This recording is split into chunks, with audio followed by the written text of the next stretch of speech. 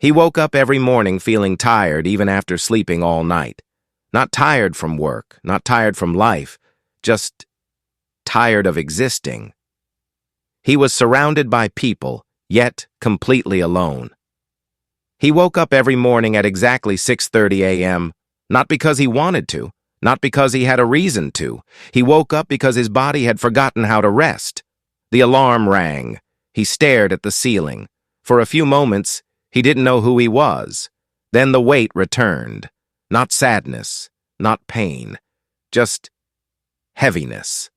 A heaviness that sat on his chest, pressing, lingering, whispering, "Keep going, even if you don't want to." He got out of bed, brushed his teeth, and looked into the mirror. And as he always did, he practiced the expression he had perfected over the years. Neutral.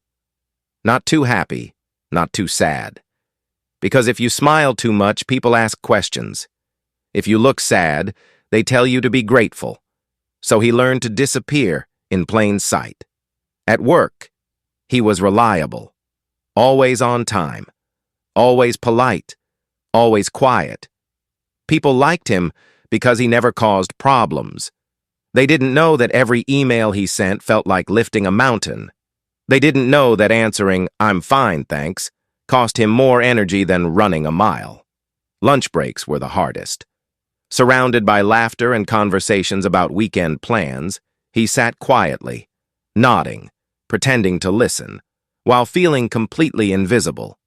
He wasn't alone, but he felt lonely. Loneliness doesn't always mean being alone. Sometimes it means being unseen. Evenings were worse. The world slowed down, and his thoughts became loud. What's wrong with me? Why can't I be happy? Everyone else manages life, though why can't I?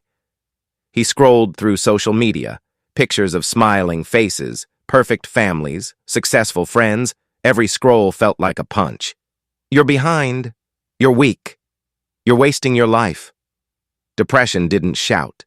It whispered, softly, patiently, until it sounded like his own voice. And every day the whisper grew louder. He stopped enjoying the things he once loved. Music felt hollow, movies meaningless, food tasteless. He wasn't sad. He was numb. Weeks passed, months passed. People noticed he was quieter. But no one asked the right question. Are you tired? Too much work? Just stress, right? And he nodded, because explaining a pain with no shape felt impossible. How do you describe drowning when you're still breathing? One night after work, he sat in his car longer than usual. The engine was off, the parking lot was empty, and for the first time, the thought crossed his mind. What if I just stopped? Not dying, not disappearing, just stopping. Stopping the pretending, stopping the effort, stopping the constant battle in his head. That scared him, because he realized something important. He wasn't okay, and he hadn't been for a long time. That night he didn't sleep.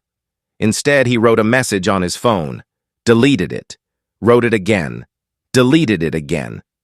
At 3:17 a.m., he finally sent it. I think I'm not okay. I don't know what's wrong with me, but I'm tired of pretending. It wasn't dramatic. It wasn't poetic. It was honest.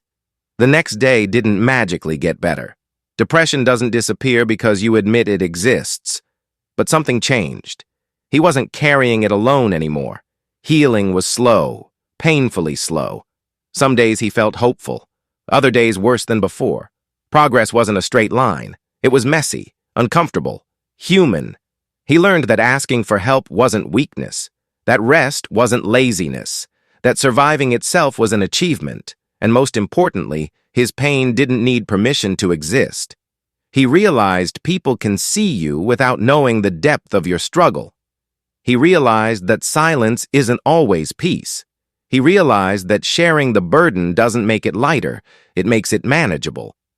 At times, he still felt the heaviness. He still felt invisible in crowded rooms. But now, he knew he didn't have to face it alone.